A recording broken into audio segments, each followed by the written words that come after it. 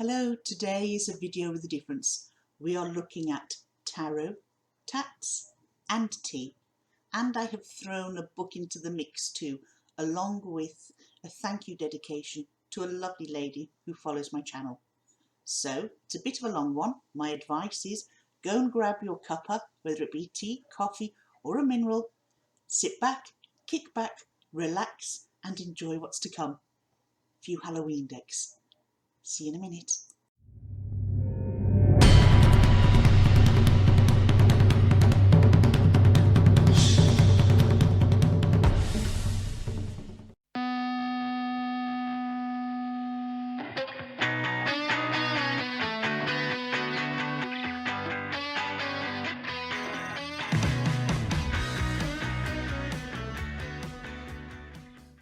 Hello and welcome to my dining room. I decided to have a change around today and come to you from the dining room. And I don't know if it's been good or bad. This is my second attempt at, well, actually third attempt at filming this. First one was the laptop that's decided to just die and the charger's not working to charge it back up. Then we had the door opening and closing itself over there, and that was driving me insane, seeing as I'm the only one in the house and the two pups, but they're out in and out and they're outdoors at the moment. So I had the scene set, candelabra, I had all the blinds drawn, so it was a little bit on the dark side. I think somebody somewhere was protesting, saying, no, don't do that. Here's the candelabra, we still have that lit. So this is going to be very much a Halloween-themed video. And all it is just have a look. What decks do you have that you could be using at Halloween? So I do have a number of them here, and I'm going to be as quick as I can. I'll try not to make it as long as the other one because it was dragging on quite a bit. The first one I'm going to show you is this deck here. Now, I ordered this deck when it first came out in 2019, and I haven't visited the site since, to be honest, and I wish I had done. I'm going to go back and have a look because they do oracle decks, they do tarot decks. It'd be nice to see what's new.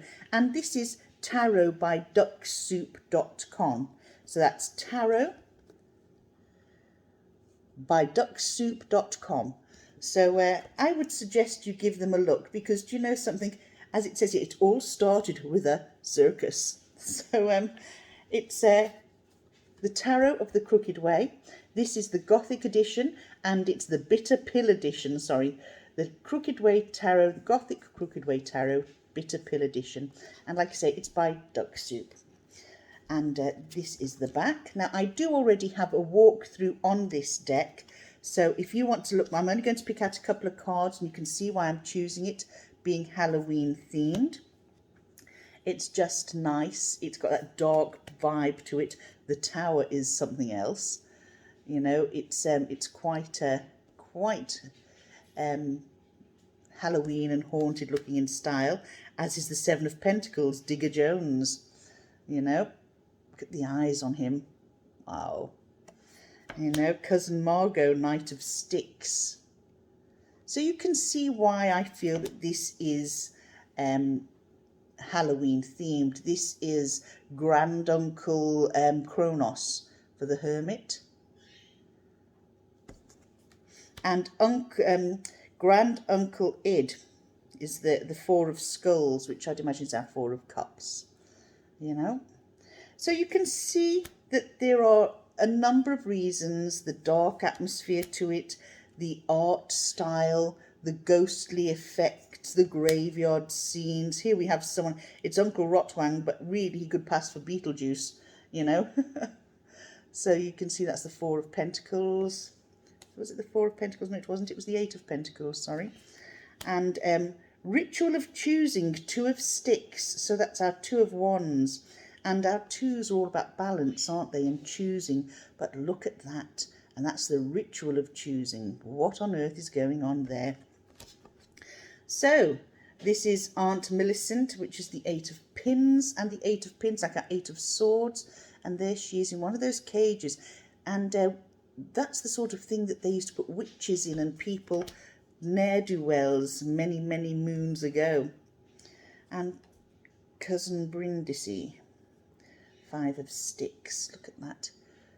Very, very creepy looking. So that is one of the reasons I love this deck. It's very Halloweeny. There's Lofty Wolfheart, who's the master of pins.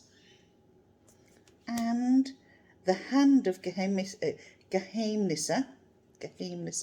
is our Ace of Pentacles. Look at that. Look at the symbolism in this. Isn't it just amazing? So yes, you can see why I would choose this lovely deck to use at Halloween. This along with my Edgar Allan Poe deck. They're very similar in style in one sense, are decks that I would choose for Halloween. Don't know what's happening there. We've got cards back to front. I don't usually do that. So it's this jumbo sized, okay, and it's pretty much on the same sort of feel of cards you'd get from makeplaincards.com.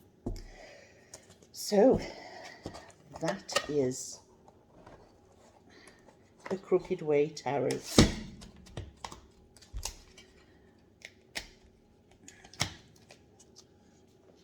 Now let's have a look. I have other decks here. I'm just going to go through I definitely think this would be a great one, which is the Tarot of the Abyss, which is new to my collection, and also the Crystal Skull Tarot. This is a gentler version if you've got people of a rather gentle disposition and would like a tarot reading but aren't into too much Halloweeny. We have all the crystal skulls here, and this was created by our very own Jessie Driscoll, that you can meet on her page, but she's also quite often on the Hermit's Cave page. She has this lovely deck, but she also is great at making jewellery too. And this would be on a much more gentler take on a Halloween themed deck. You know, people of nervous dispositions and what have you might not have had a tarot reading before, but they decide that Halloween's the time they want to get one.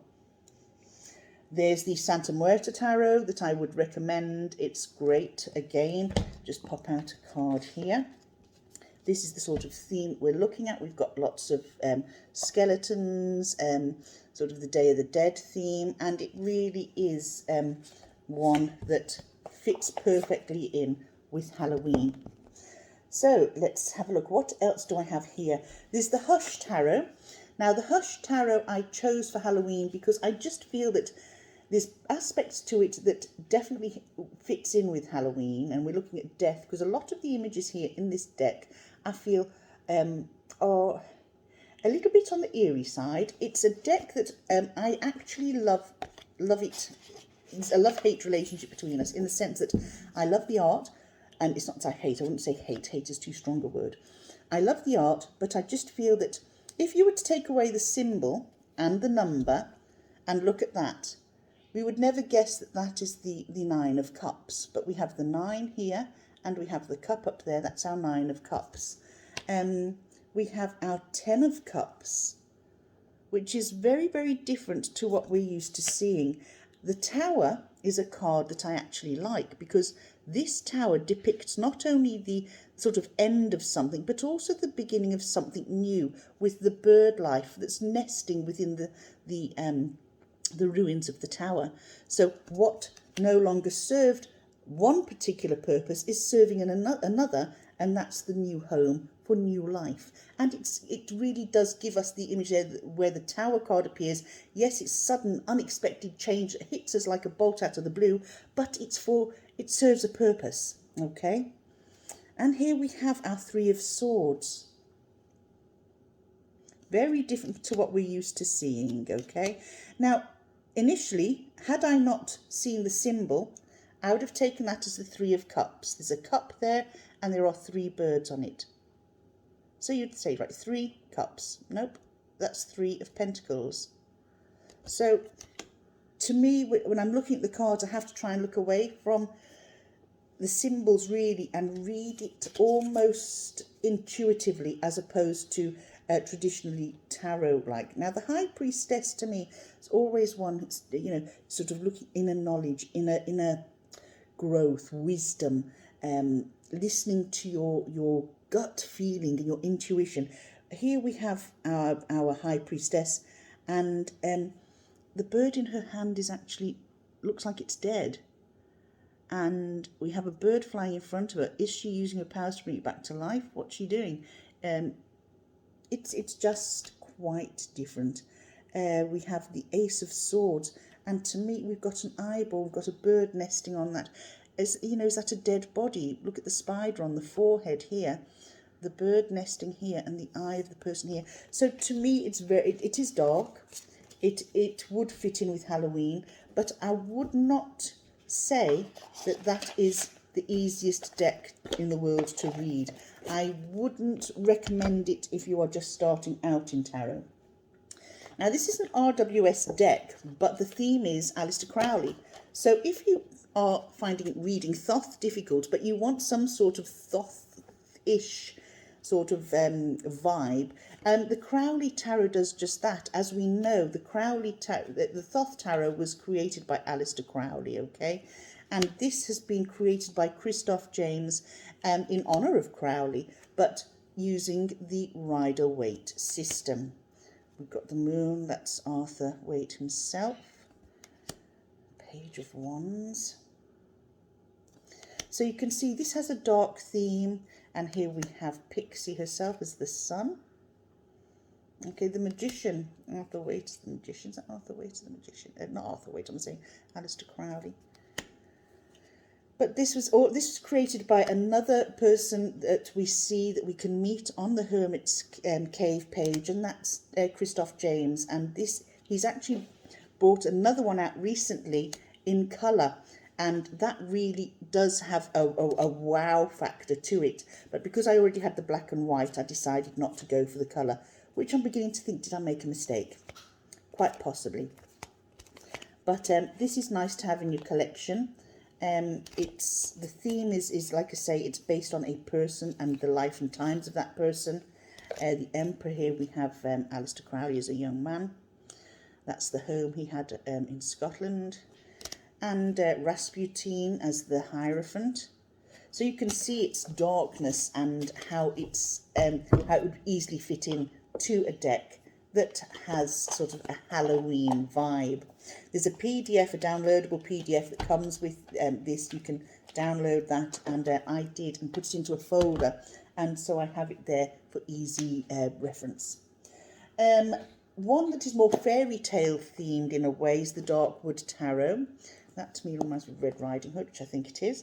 And it's an RWS deck again, and it's I'm just going to read the back of this. Now, I have done a walkthrough of this. This isn't a deck walkthrough, like I say, but just how it fits in. So, entering the wood is easy. Leaving is a different matter. How will you emerge? Dare to enter the dark wood and discover your shadow self with this enthralling Rider-Waite Smith-style deck.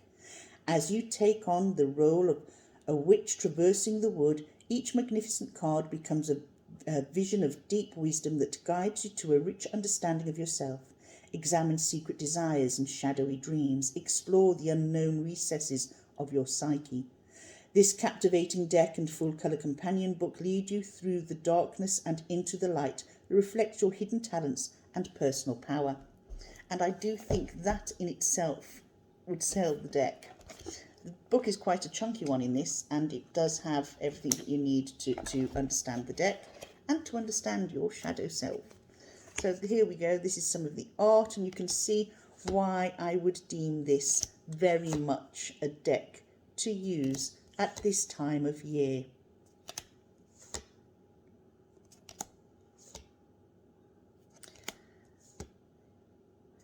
So that's about it. I'm not going to go through the whole deck. So that is one that I feel would be very, very nice and also user-friendly for this time of year. I've done this again, never mind. One card facing the wrong way, that's okay. Let's see, yes, that's fine. Those are the backs, there you go. Darkwood Tarot.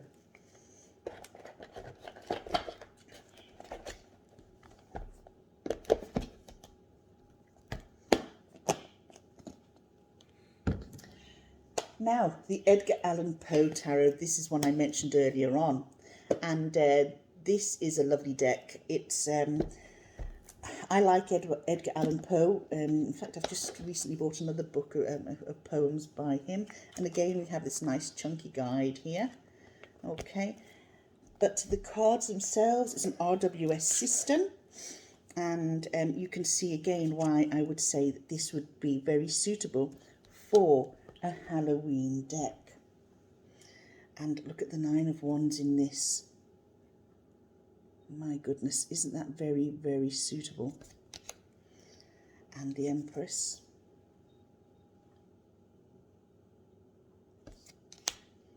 Our Ace of Pentacles, the Scarab Beetle with the Ace of Pentacles on his back.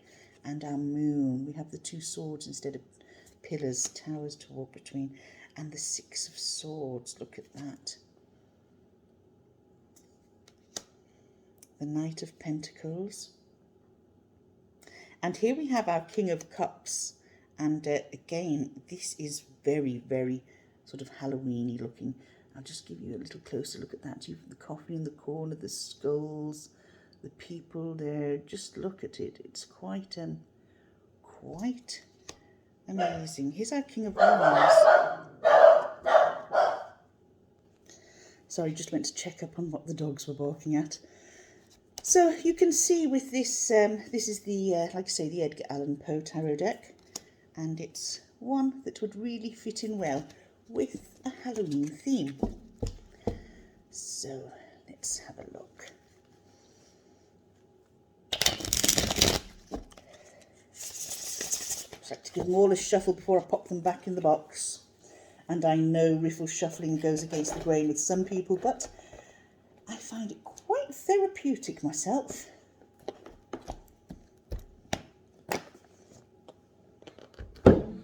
Now, I've got a couple of decks here. If you are looking for a deck that is more traditional, or is a traditional deck, because you're not particularly fussed on tarot themed decks, well, let's have a look at this one here. This is a deck that I would say would suit the theme of Halloween simply because of its colour and the saturation of colour in it. This is the box it came in. And this is a vintage deck that I purchased on Etsy. Again, I have done a walkthrough of this, and didn't realise I bent a card when I put them back earlier on. Oh dear. So that's our Queen of Pentacles. And you can see from the colour, look at the backs. Don't the backs look lovely? They look like a sort of Victorian Edwardian sort of wallpaper, don't they? Really nice. And you can see by the sort of burnt umber colour that you've got around the edges and the muted brightness of the garments and the pentacles there, that it would fit nicely into a Halloween theme, or if you are going for a sort of sort of that, you know, tarot environment, you want to sort of look, you know, make it feel like someone's getting a real good sort of stepping back in time experience when reading with this deck, because it does look vintage. I don't know what's happened here, but a lot of my decks are back to front and they shouldn't be. Let's have a look at them anymore. I must have riffled it and not checked how I was holding the deck. Yeah, they're all fine. Look at that for the devil. Again, the colours on the back.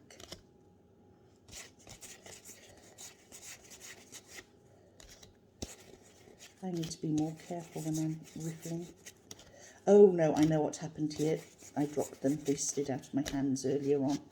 Yes, as I was saying, I've made this video a few times, and it's been rather traumatic with everything that's gone on whilst I've been trying to create this Halloween decks video.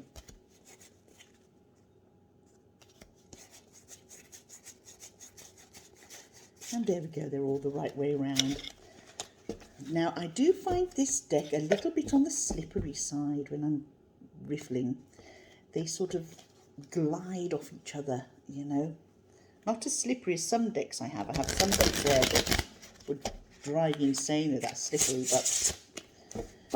So there you go. That's a traditional looking deck, vintage looking version of the RWS that would fit nicely into a Halloween themed night and without creating too much of a stir. Because like I say, some of these decks could probably be trigger points, especially this next one. If anybody has an aversion to birds, you'd be surprised how many people don't like birds or don't like anything that flutters around their head. My mum would be one. She doesn't like anything that flies around, you know, moths, birds, anything that flaps. And this is the Murder of Crows tarot, the Murder of Crows, okay? And it's, I actually like it. It is a dark looking deck. It is an eerie looking deck. People have a lot of these, like the old masks, that the apothecary masks that people would wear during the plague. But they're almost made to make people look a little bit like crows. And here we have the devil in this one, you know. It's very, very dark. It's great for shadow work, but equally if you want to create an eerie atmosphere and with the potential to trigger nightmares in some, this would be the deck to use. Here you go. I have lots of crows, blackbirds, ravens, magpies that come into my garden and eat from the bird feeder on a very regular basis, almost daily.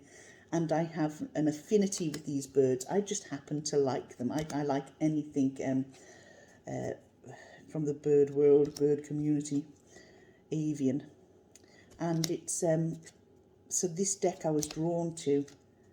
I have only read for myself with this deck, and it can give you the kick up the backside that you might need, especially, you know, everything, well, why can't I do this, what's happening there? It sort of does reach to the soul and be prepared for a very honest, very sort of, well, you asked me, so I'm going to tell you attitude from this deck. And yes, I would use this for an evening of tarot on Halloween. You know, I just find it's got that eeriness to it, it's got that vibe, and it's a bit of a chunky monkey, and I do like it. So that's another one to go on my scary list. There you go, the Murder of Crows tarot. Now in here I have got my traditional Deviant Moon deck. That's another deck that I feel would be great for Halloween. Those of you, many of you will be familiar with the art from the Deviant Moon. So I shall just quickly show you a couple of these. And you can now get this, the Deviant Moon Paradoxical. I think they might have sold out. I'm very lucky to have a deck that was sent to me from Anne Fort. Sadly mine couldn't get into the country because of customs. So that's the art style. Now the Paradoxical deck, that actually is almost like this blue colour, and if you're using a one of these ultraviolet lights, or what they call black light blue lights, they do shine up on your reading table, which gives it that added eeriness. To go with this deck, I have here my Mildred Payne's Secret Pocket Oracle. I have two copies of that, one the mini one and the other one the Seance Deluxe version. So this one I would use with my traditional Deviant Moon, and again we've got little images that could you know, they just add that element of mystery. Okay, and if we look, let's just see something that, see if there's something here that would sort of have bone, that sort of thing, very much in keeping with the season. The Seance edition, like the Paradoxical Deviant Moon, it also has that blue tinge to it, and like that, it also lights up on your tarot table if you're using a black light blue. So this will be great.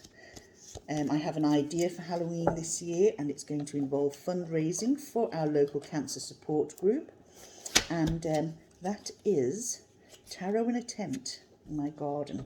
So hopefully that's going to work out well. Wish me luck, folks. And finally, a quirky deck that I absolutely adore. I bought this when it first came out, so I'm lucky to have a first edition, and I have the large collector's edition, and that's our Dark Mansion Tarot. And again, it's just got that little bit of a darkness to it, very Tim Burton-esque like, and again would fit nicely in you know, a Halloween setting. So I have to decide out of the decks that I have shown you today, which we've got 1, 2, 3, 4, 5, 6, 7, 8, 9, 10, 11, 12, 13, 14 decks, about 3 that I'm going to be using this Halloween. I do think Deviant Moon is going to be one of them. I might have to choose more than 3 actually. So you can see the darkness to it. You can see how gorgeous it is, really. It's a lovely deck to handle. It's a lovely deck to read with. And I do read with this a heck of a lot. You'd think it'd look more worn. Now I've got other decks that I read with a huge amount too, and all the gilding has worn off them, but you know something, this has stayed really nice, and it's, like I say, it is one of my most used decks, one of my most loved decks, one of my most go-to decks. So that's it for Halloween books.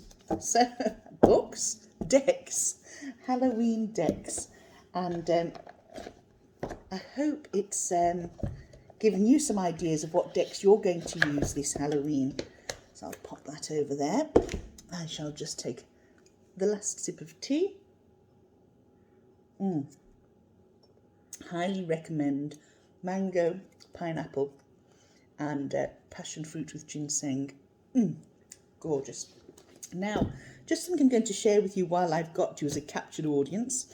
This arrived in the post today, and I think it's going to be quite interesting reading, depending what you do with your tarot, what you want from your tarot, and do you want to explore more.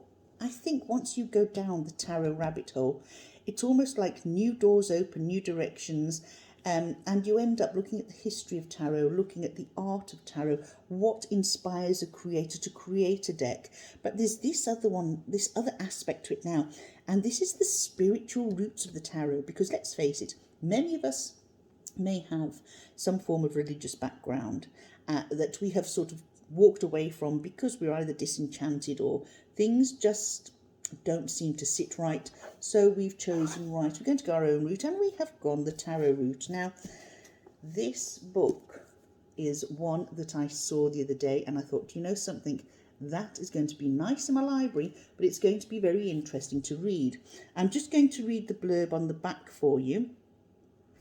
So this book is by Russell A. Sturges, okay, and it's The Spiritual Roots of the Tarot, the Cather Code Hidden in the Cards. So we've got, first of all, a review written here by Marcus Katz, who is the author of Tarosophy and co-author with Tali Goodwin of The Secrets of the Waite-Smith Tarot. And Marcus has written, Russell has presented a unique, coherent and persuasive model of the tarot as an illustrated key to the rose garden of the spiritual life. It has not been since the 1980 anonymous publication of Meditations sur les 22 Arcana Majors du Tarot that any similar wide-ranging spiritual survey has been essayed for the major arcana of the Tarot de Marseille. In following the Fool's journey through the frames of Cathar history, the Beatitudes, and other elements of Christian mysticism, the spiritual roots of the tarot provides a timely and invaluable guide to a life lived in love and mindfulness, which is a topic that I'm going to just go on with in a few minutes. So let's see what the blurb says on the back. That was the review by Marcus Katz. So it gives us a good idea of where Russell Sturges is coming from. So this is the blurb. The Holy Grail has been discovered, not a cup or chalice as myths lead us to believe. The Holy Grail is sacred knowledge of the path to enlightenment and inner peace. While author Russell Sturges was conducting research on the Marseille Tarot, he found evidence that this tarot deck, while masquerading as a simple card game, held the teachings of an ancient heretical religious group from southern France, the Cathars, believed to be the keepers of the Holy Grail. To avoid persecution by the papacy, this sect used portable arts-like illuminations to convey their Gnostic Christian teachings, in the same way the stained glass windows of churches spoke to their congregations. The portable Cathar art then inspired the creation of the tarot. After his breakthrough discovery of a hidden key on the Magician and Strength cards, Sturges examined the major arcana cards further to unlock their symbolism, discovering clear instructions for recalibrating human consciousness and achieving enlightenment, with specific card representing pivotal points in making the journey from ignorance to awareness. Decoding the cards in detail, the author shows how they reveal a journey of transformed consciousness that can result in finding what the Cathar called the Kingdom of Heaven. Calling this sacred knowledge the Cathar Code, Sturges revealed his personal development program based on the code that opens access to a meaningful lifestyle filled with peace and joy and the naturally fostered health and well-being. He shows how the teachings offer a clear path that transforms a life burdened by fear of failure, rejection, and scarcity into one with clarity of purpose, self-honouring, kindness, and the abundance that comes with making a fulfilling difference in the world. Russell A. Sturges has practiced as a complementary health professional since the mid-70s, developing his unique approach of osteopathic massage, peace-centered healing, and mindfulness practice. He's trained more than 1,000 students throughout the United States, New Zealand, and Australia, and he lives in Maroochydore, Queensland, Australia. And this is the book. I do believe that this is going to be extremely interesting reading. It's going to be something that I feel will enhance my own understanding and my own practices with the Tarot de Marseille. I predominantly read with RWS decks, but I do feel that something like this will open the Tarot de Marseille to me more so than other books have. So I'm really looking forward to getting into this. Now, the theme behind this of kindness, mindfulness, brings me on to another topic, one that happens to be, well, it happens to blow me away, to be quite honest with you. Yesterday morning, I woke up to a message from a lovely lady called Nancy from the Crone's Intuition. She has her own tarot, her own Facebook page. She has her own, YouTube page and Instagram, and puts so much out there in wise words, in kindness, and shares a huge amount. But what absolutely hit me to the core yesterday and made me quite emotional was possibly one of the kindest things I've ever experienced.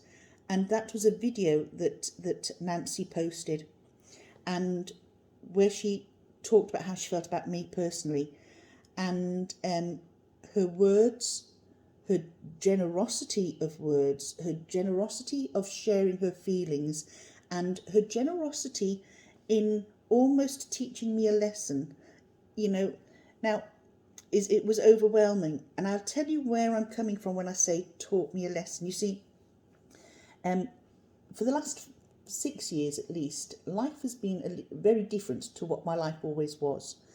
And a couple of people have said, Elaine, you do quite a bit where you inspire people, where you lead a positive life. Like everybody else, I do have my ups and downs. I have my high moments and I have my low moments. My low moments are more or less surrounded by the concern for my family, for friends who might not be full well health, my children, obviously under the umbrella of my family, and also my own health issues that have been a bit of a cause for concern this last few years. And sometimes we need somebody to point out to us, because sometimes we might feel embarrassed or self-conscious when, you know, you're paid a compliment or when somebody says something nice to you. But what this last 5 years has taught me, and especially the last 3 years, is that to accept the compliments and accept the kindness and the accolade that people, you know, give you in a kind mindfulness way. Because to open up your feelings like that is amazing. But when you open up your feelings to somebody about them as to how you feel they have helped or influenced you in a positive manner is so utterly humbling. And Nancy, if you're watching this, I thank you from the bottom of my heart, because your beautiful words, your kindness, and everything you said, I could almost take all those words and say, there you go, Nancy, because that's how you make us feel in the tarot community. You are gentle. You're lovely to listen to. You the way you go through cards, the way you share your area of practice with us is remarkable. And to be told the things you told me, well, I had quite an emotional moment yesterday, and I just want to thank you. My sister actually saw the video, as did my mum, and they contacted me out from over in Wales and said that, well, what have we been saying to you for a while? And I just thought, yeah, but you're my family. But to hear that from somebody who is part of this tarot community and is just so kind, it's so refreshing. Sometimes within any community, not just the tarot community, within any social group, any online group, any workplace, whatever group, sometimes we find that, you know, people can be very defensive, can get rather vitriolic in the way they handle other people who have an opinion, can be sometimes bordering cruel and subliminal bullying. So when somebody steps out from that and puts forward the level of kindness and generosity that Nancy did yesterday, it sort of shakes your ground in a good way. And it does make you sit and take stock and say, well, I'm so glad that that's how you feel I portray myself, but also what you get from what I put here in the tarot community. And if I just make one person feel like that, then I'm a very, very lucky person. And you made me realise yesterday, Nancy, just how lucky I am. And thank you, thank you, thank you. And Jackie Jacaranda asked, would I talk about my tattoos? So, yes, I will. And so we're going on to the next. So we've had tea, we've had tarot, and now we're having tattoos, and we've had mindfulness in between. Thank you to Nancy. So tattoos, how many do I have? I have a lot of tattoos. I have a tiny little rosebud on this shoulder, which started my tattoo journey at the tender age of 21. I am 54. Next month, well, in about four or 5 weeks' time, I will be 55. Have I stopped having tattoos? No, I haven't. I'm not going to lie, I haven't. My biggest tattoo is this one that I have across my chest here. You can see there are birds here. As you can see, I've had a double mastectomy. These birds are there because if we look at these are chaffinches, but originally I wanted blue tits, and because they replaced my own. Okay, so that is the story of this remarkable tattoo created by a lovely girl called Anna, who did my tattoo. It must be about 4 years ago now in Shrewsbury. I have a half sleeve. Unfortunately, this was supposed to end up being a sleeve, but because I had lymph nodes removed when I had my double mastectomy, because unfortunately the cancer had gone through my lymph nodes, I could no longer continue having this arm tattooed. I can't have anything done. I can't have my blood pressure taken, because as you can see, there's a big difference in the size of my hands and my wrists, because lymphedema has taken place in this arm. So what can I tell you about this tattoo? First of all, the lovebirds. That's my husband and I. Well, there are a couple of sort of parakeets. That's my husband and I. I am from Wales and my husband is from Ireland. Okay, and the two of us are here. The rose is our daughter, with the rosebuds being our sons, and the little water droplets, children that have gone.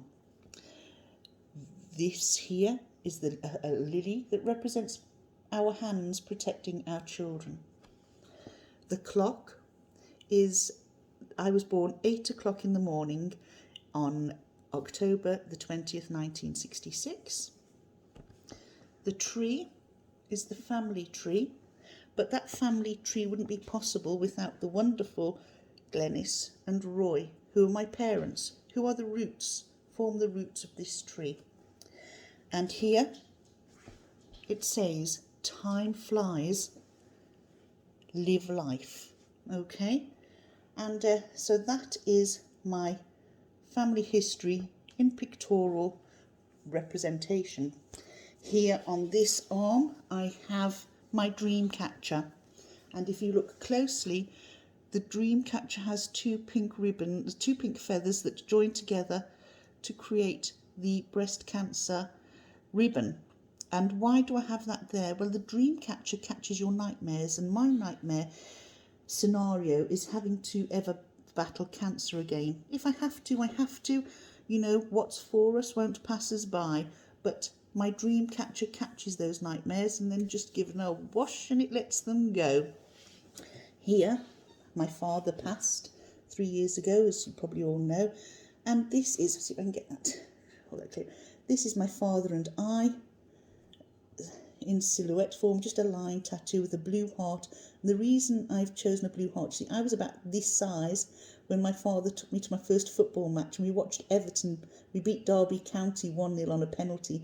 I was possibly about 3 or 4 at the time, and so therefore Everton's colour is blue, so we have the blue heart.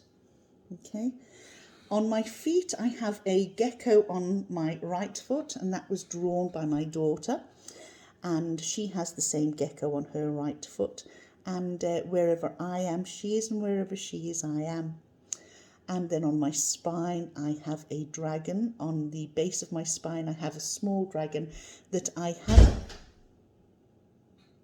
had tattooed. That was the door closing again on its own. Sorry. I had that tattooed onto me. I broke my spine in 2003 following a horse riding accident, and they told me there was a possibility I wouldn't walk again. So when I did walk again, and 12 months later, I decided to have a dragon on my spine, you know, for strength and protection. And so I think that's it. Yes, I told you my first one, told you my spine, my foot. I have a little ladybug on my right foot where there was 1, 2, 3, 4, 5 of us. Never go for a tattoo with friends, because if you all fall out, it's a reminder of negative people that you don't particularly want in your life anymore. There's 5 of us all went for a tattoo together, and unfortunately, we all fell out. And I actually don't know why, but I'm not going to go down that route. Am I going to cover that tattoo up? I was going to, but no, because that tattoo is there as a reminder, as a lesson. Okay, some people come into our lives as a blessing. Some people come into our lives as a lesson. I talked to one of the ladies. We are friends, and I'm grateful for that. So that's my tattoo story. I think you've got them all, yeah. Chest, back, arms, wrists, and my 2 feet. Oh, and the base of my spine. Yep, those are all my tattoos. And they're pretty big tattoos. I haven't gone for small ones. I've gone for very large ones. So that's the story of my tattoos. And it's all in here now. We've had tarot, we've had tats, and we've had tea. So people, I'm going to love you and leave you. I hope you've enjoyed this video. It is very personal, but I don't mind sharing. I was requested, would I talk about my tattoos? And there you go, I have. And I hope that life, wherever you are now, whatever it is you're doing, that life is treating you well, and any hurdles that you find that you've got in your life, that you are managing to circumnavigate them, climb over them, that you are finding a solution, and that life goes well for you, particularly health-wise. Have a lovely afternoon and enjoy preparing for Halloween. Bye-bye now.